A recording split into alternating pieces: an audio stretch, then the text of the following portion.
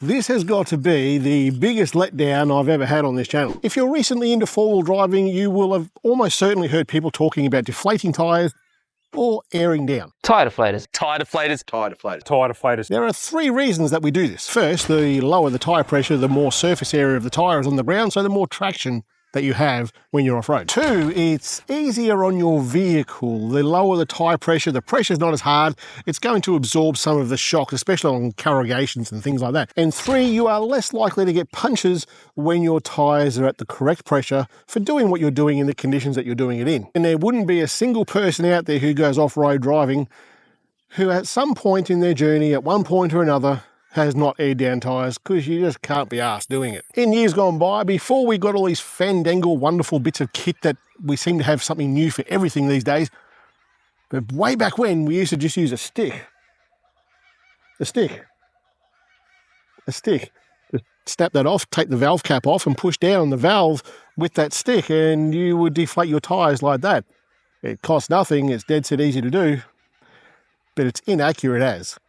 There are literally hundreds of tyre deflators out there. They range from individual deflators to four deflators to all hooked up at once deflators with one single gauge. And they range from, well, tens of dollars up to hundreds of dollars. There's multitude of ways to do this. And it's always blown me away that there are so many options for this, because in here there's some air and we want that air from in there to be out here. That's it. It doesn't matter how we do it. What I'm showing you today are these E-blitz tyre deflators. I got these off eBay. They were like 44 bucks, I think 43.99 on eBay. I'll put a link down the bottom here. It comes in a neoprene case. There's basically there's four of these deflators. There really is four of these deflators. They're all exactly the same. And the benefit of using ones like these is that we can go ahead and put one on each wheel and deflate the vehicle. And by the time I've put the last one on, I can go back to the first one and take the first one off. And I've got this done so much quicker. There's many versions of these and they all look pretty well the same. Some might have brands that you know and others are brands that you, well, may well not know.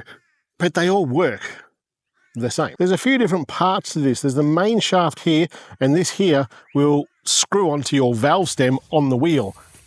Outside of this here, you've got this screw, and the inside part here will turn, and on the inside here, you'll see there's some measurements in there. Those measurements are the PSI of where you want this to be set at. So I'm going to set this one here at, let's go 15 PSI, and then we'll screw the lock screw down, and then it's just a matter of screwing this now onto the valve stem, and the tyre will deflate to the 15 PSI. We do that for all four wheels, job's done, it's all finished. So it really is just a matter of screwing one of these onto each one of your valve stems, walking around doing them as you go.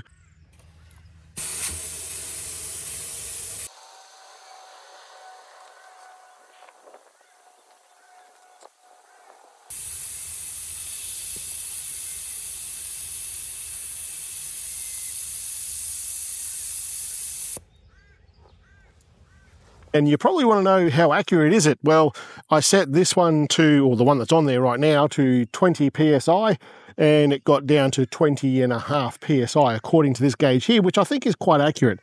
So, works pretty well. So if you are in the market for some tyre deflators, these, like I said, were 44 bucks.